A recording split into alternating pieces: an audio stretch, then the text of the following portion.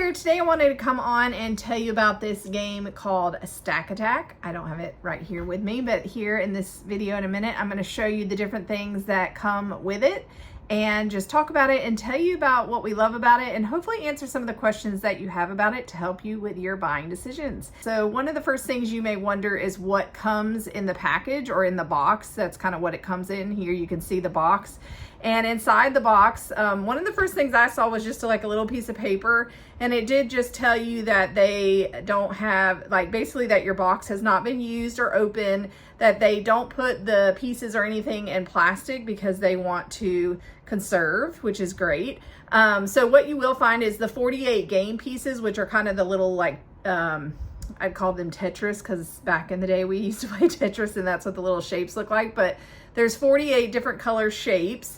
And then you also receive the little base, which is in two parts. So you'll receive the little rectangular part and then the circular part. And when you put that on, it kind of teeters back and forth, and that's the base of the game. And that's pretty much all you need to play. But it also comes with some cards that you can use in addition to that. And then finally, there are the directions that come with it as well. And last but not least, there is a nice little bag to keep everything in so that you don't lose any of the pieces or the cards or the directions. So that's what you're going to get inside the box when you receive it.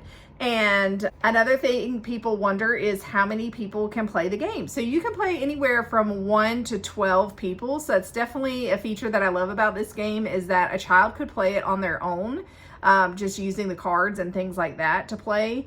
And you can play up to 12 people. So if you had a party or something like that, you could play with a lot of people. So those are the amounts that you can play, from 1 to 12. So for a general synopsis of how to play, ultimately the goal is to be the person to not knock the pieces down. So like I said before, it reminds me of Tetris, but it also reminds me of Jenga. That's what my kids thought of when they saw the game.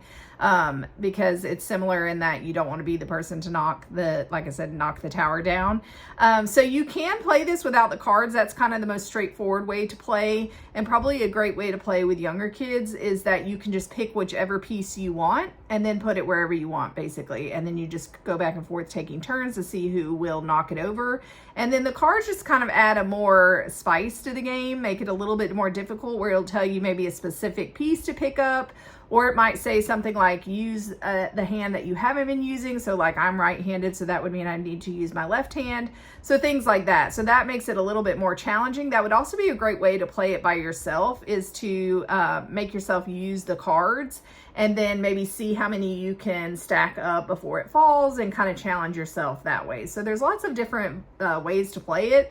But like I said, the most straightforward and simple is just allowing the players to pick which piece they want to pick and then move forward like that. You might be curious what age this is recommended for. So it is recommended for 4 and up. I think it does say somewhere maybe 3, but according to the manufacturer, it would be 4 and up, and that really makes the most sense because the pieces are kind of smaller, so you don't want little hands to get a hold of those. But 4 and up should be fine, especially if you play it, like I said, the basic way of just letting them choose which pieces you want to put on there.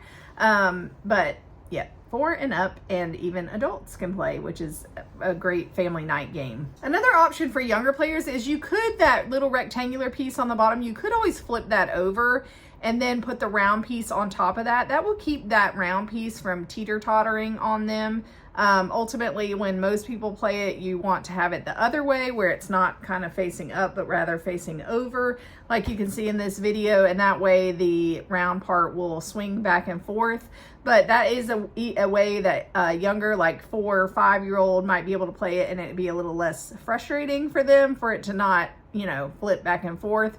But the real way you're supposed to play it was with that piece down, so that the U-shaped piece will rock back and forth. So overall, we think this is a great game. It's very durable because it's made of plastic, so it's not going to break easily.